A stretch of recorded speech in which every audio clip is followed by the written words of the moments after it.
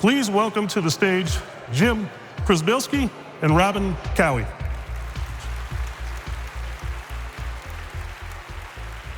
We are here to talk and announce about the NAPA Autotech Accelerator. And the Accelerator has 3 things that you can take away from this workshop. The first is Fasttrack assessment. The second is accelerated training. And the third is tech assistance. All right, Jim, why are we here? Why did they ask us onto this stage? What was the purpose? So when you boil it down, it's really because of a shortfall, right? Yes, sir. We are in a shortfall of technicians now and in the future. So right now, there's about 465,000 techs that are going to be needed over the next 5 years. Right now, we're on a track to be about 180,000 people short to fill those roles. And what does that mean to our industry? That's a shortfall of about $20 billion. 20 billion. With a B, yeah. With a B. So, you know, people are retiring every day. Going through a tech program at a school is going to take quite a bit of time, usually 2 years at least, to go through a training program through a school. We're really struggling to get those techs up to speed quickly. So we've come up with a really good program that will do that much quicker. So you and I started about 18 months ago to try and find a solution to this problem, and what did we come up with? Well, when we started, the most important thing that we did is we went and talked to shops. It sounds obvious, but it's really important to talk to owners, talk to senior technicians, and we spent a lot of time going in to find out what makes money for you, like what generates revenue for you. Well, what we came up with is what we call advanced C-Tech technicians, or I like to call them super C-Techs. But these are people who generate a large part of the revenue for a shop, and it actually takes quite a bit of time for them to get that level. We want to master the jobs that generate most of a shop's revenue. So these are things like brake jobs or oil changes, some diagnostics. We get into some pretty heavy stuff. We do. Yeah. But we have to start with Fasttrack assessment. Why, Jim? What is this Fasttrack assessment about? So obviously, when somebody comes to your shop and tells you that they can do a certain thing or a certain set of jobs, you don't really know what they can do without some kind of assessment. And that assessment may be asking them questions, or maybe putting them out on a car and seeing how they perform a different procedure. Our assessment tackles this in a completely different way. So our assessment is a pinpoint strategy where we're going to put them in a VR headset and assess their skill level. It's going to see where they're at and maybe also identify some places where they may need some more training. So it's not also a one and done type of thing where they just get assessed once. It can be an ongoing thing, right? Yeah, absolutely. So we can come back and revisit it a year down the road and see how that technician has progressed. We can also, get them a score, which they can, try to improve upon. But I'll let Robin talk about that a little bit more. So explain the technology and the methodology behind that. Yeah, so originally this starts actually with my father.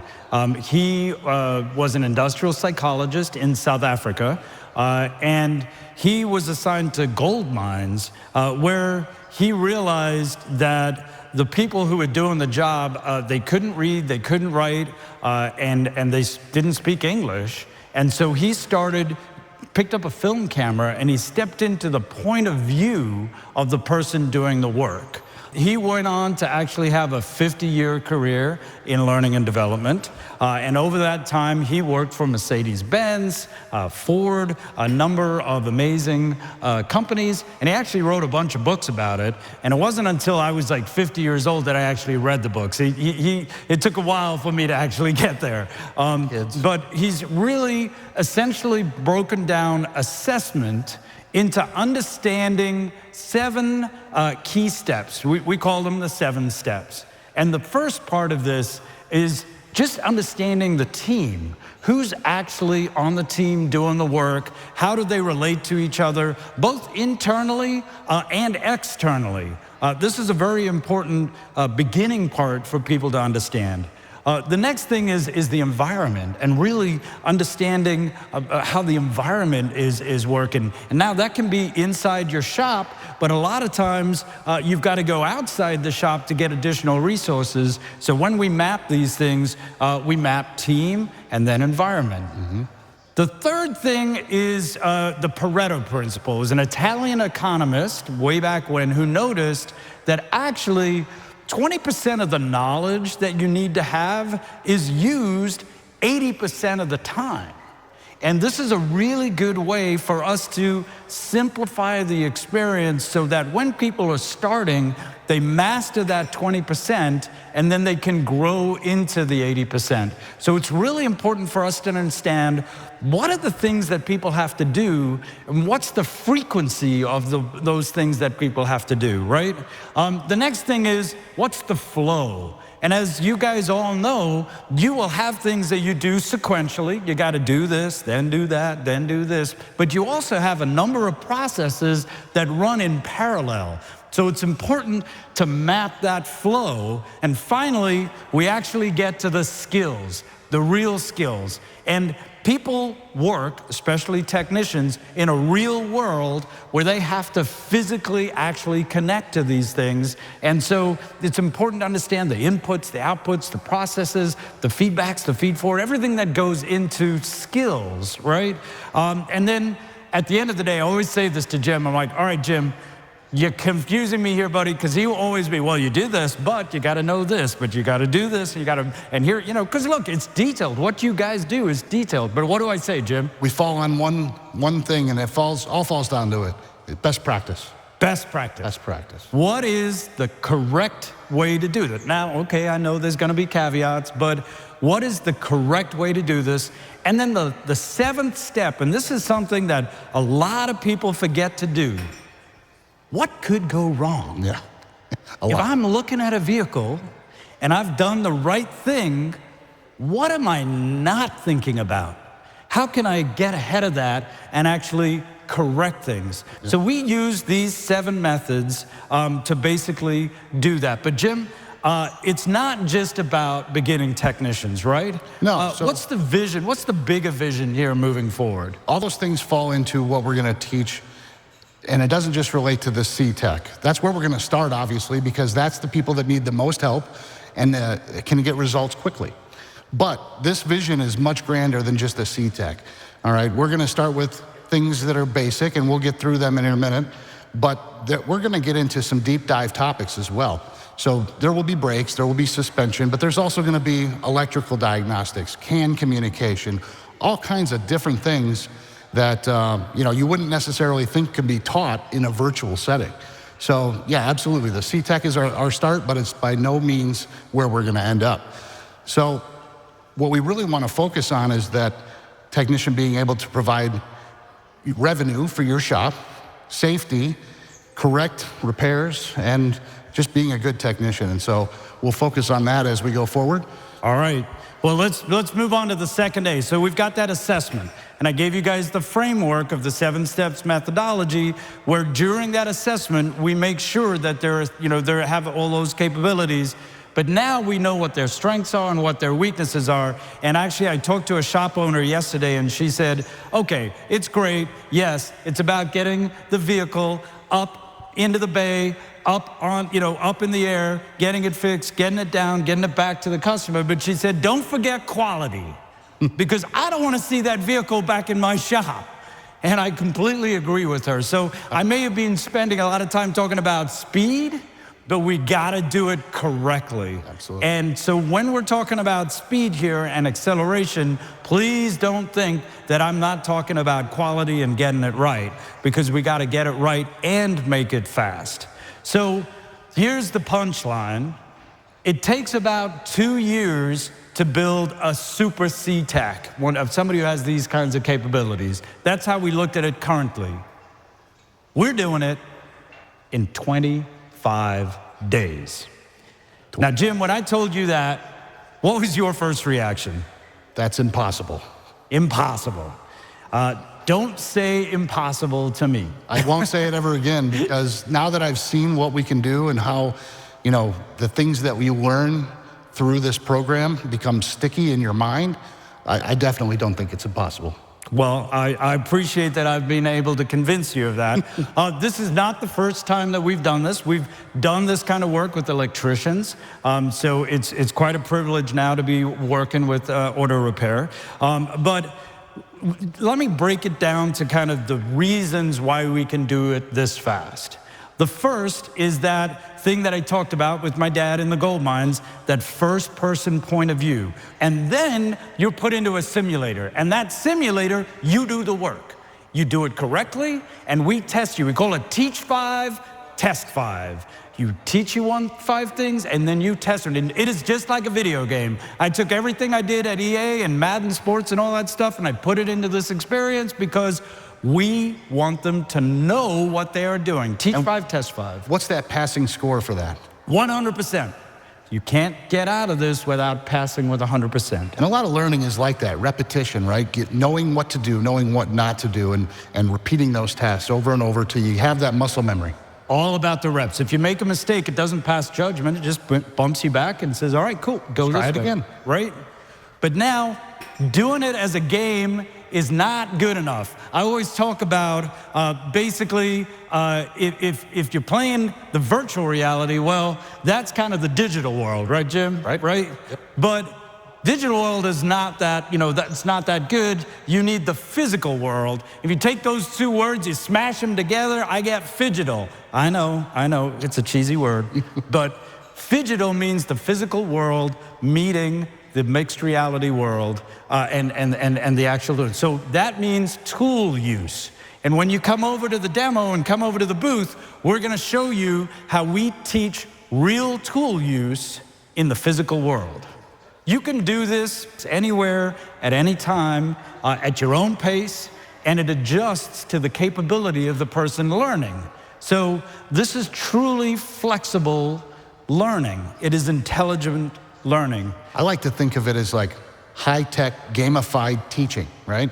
So you have people who are not into going to a class or learning or writing or doing those kinds of things, but you put them in a situation where they actually have their hands on something and are being taught that, they're learning it, right? I'm a kinesthetic learner. I would imagine most of you are as well.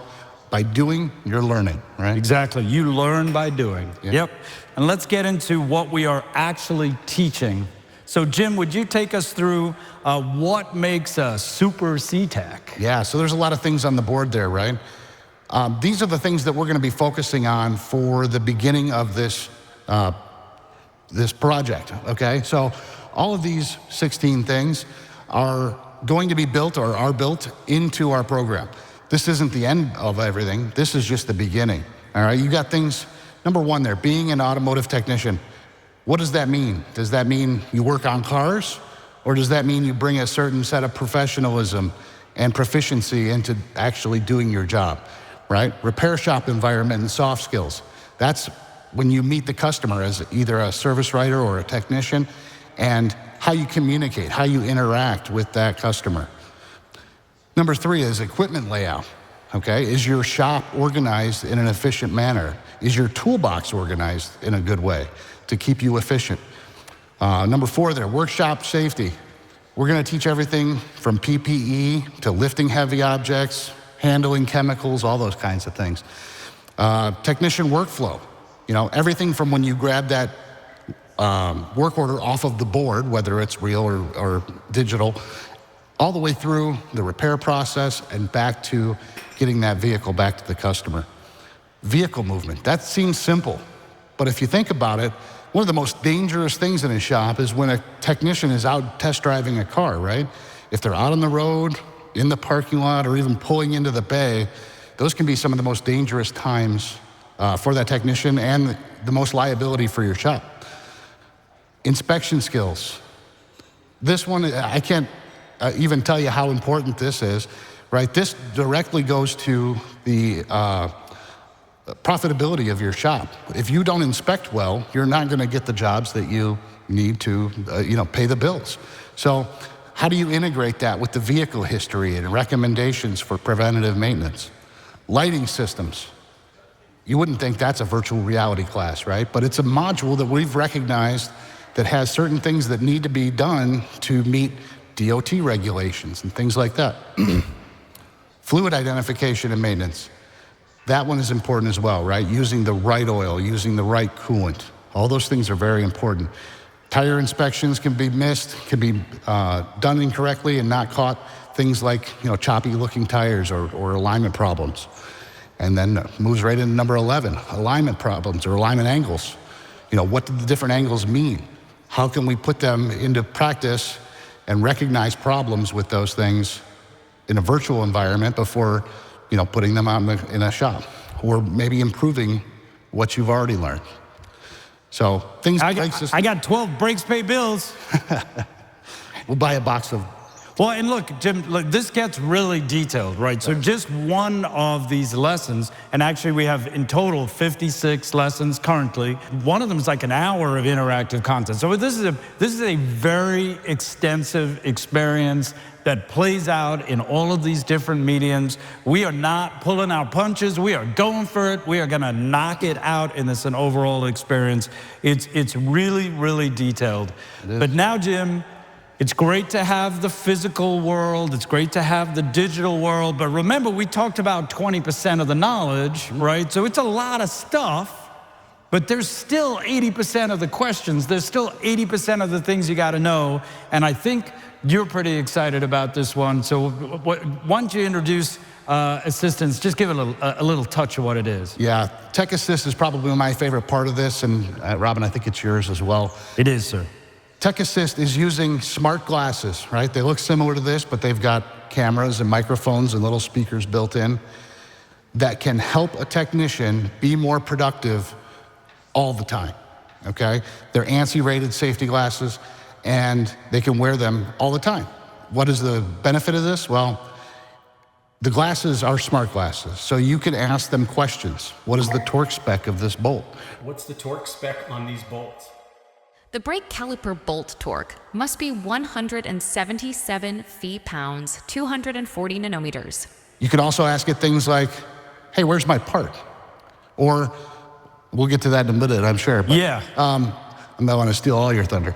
But imagine things that we can add into this, such as, working through a diagnostic flow chart or wiring diagrams. They can also be answered by your glasses, okay? And so instead of that technician having to leave the bay or walk to his toolbox and open up his laptop or tablet or even look on his phone and look up service information, he's now got it here. He can just talk to it. So imagine ChatGTP, but for technicians, right? So we have trained the glasses, and I want you guys to go to the booth.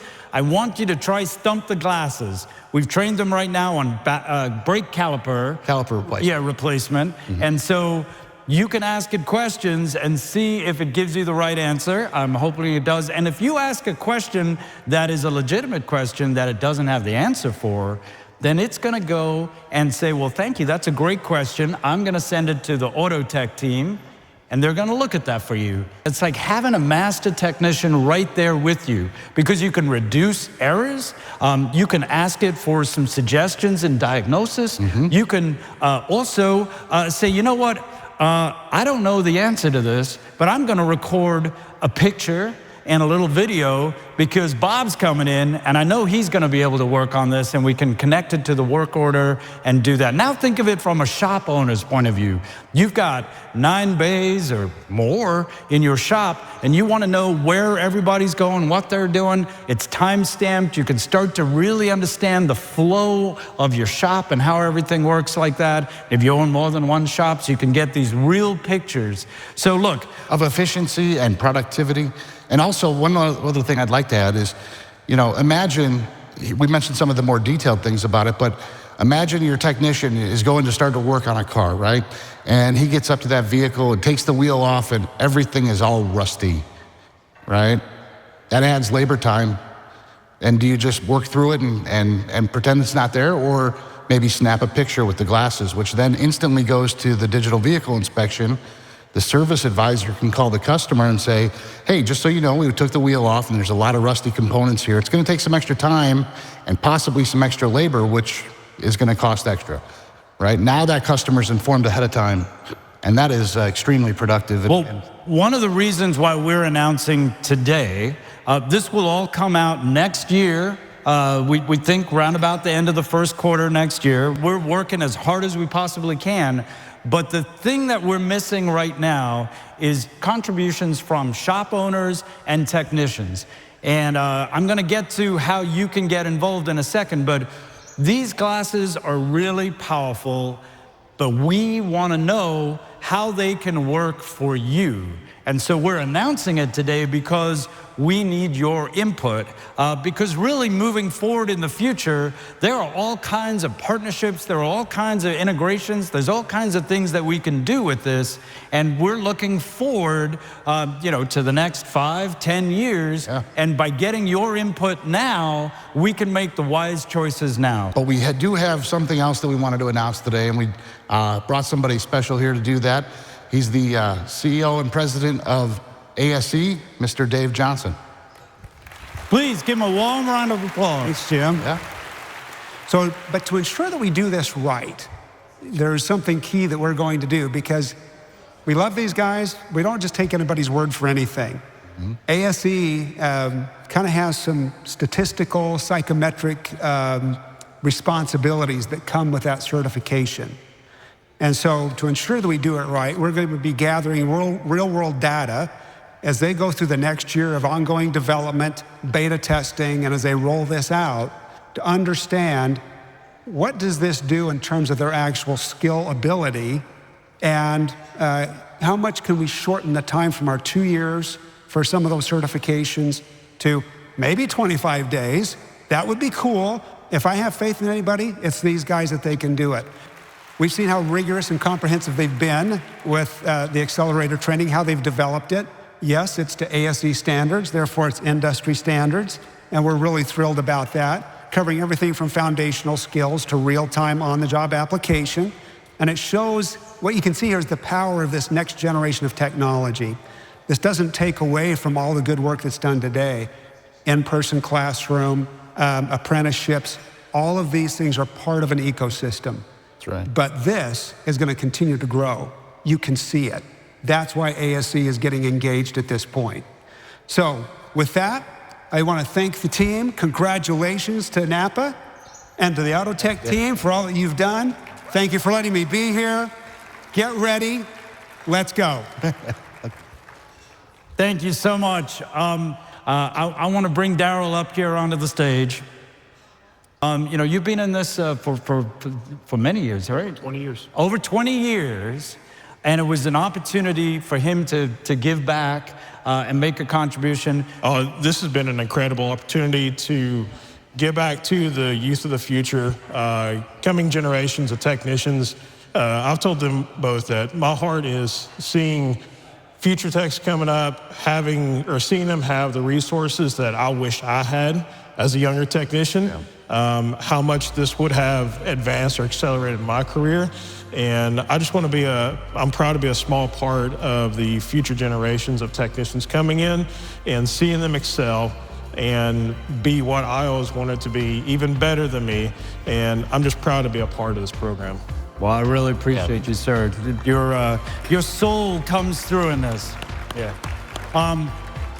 So that is it. That is our time. We hope you've enjoyed it. We worked real hard on making it and hopefully entertaining, but more importantly, informational. Thank you so much for your time. Appreciate it. Thank you. Thank you, everyone.